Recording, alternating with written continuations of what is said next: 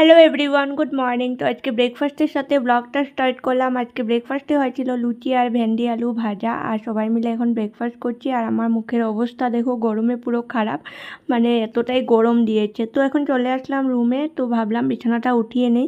সকালবেলা যদিও অনেক কাপড় ধোয়া হয়ে গেছে আমার, তো এখন ভাবলাম বেডশিট মশারি যা যা আছে সেগুলো ধুয়ে নেব। কারণ 2-3 দিন ধরে না এখানে রোদটা পুরো মারাত্মক দিয়ে দিয়েছে, মানে এতটাই গরম। তো কাজ করতে করতে হয়রান হয়ে গেছিলাম, একটু বসে ফ্যানের হাওয়া খেয়ে নিলাম। তারপরে ভাবলাম বসে থাকলে হবে না, অনেকটাই দেরি হয়ে যাবে, তাই আবার কাজ শুরু করে দিয়েছি। তো এখানে এখন জানলার গ্রিলটা মুছে নেব, আর পর্দাটাও চেঞ্জ করে দিলাম, কারণ আগের পর্দাটা খুব ভারী ছিল। তো এখন এটা হালকা পাতলা একটা লাগিয়ে নিলাম, আর রুমটা গোছানো হয়ে গেছে। আর নাইটিটা না রোদে লেগে ছিঁড়ে গেছে, তো তোমরা সেটা কিছু মনে করো না। তারপরে একটা আইসক্রিম খেয়ে নিলাম, আর এখন যাব একটু স্নানও করে নেব। আর বছরে আজকে প্রথম আম খেয়েছি, সেটা ভাই এনেছিল, তারপরে করে নিয়েছিলাম লাঞ্চ। তো চলো ব্লগটা এই অবধি রাখলাম।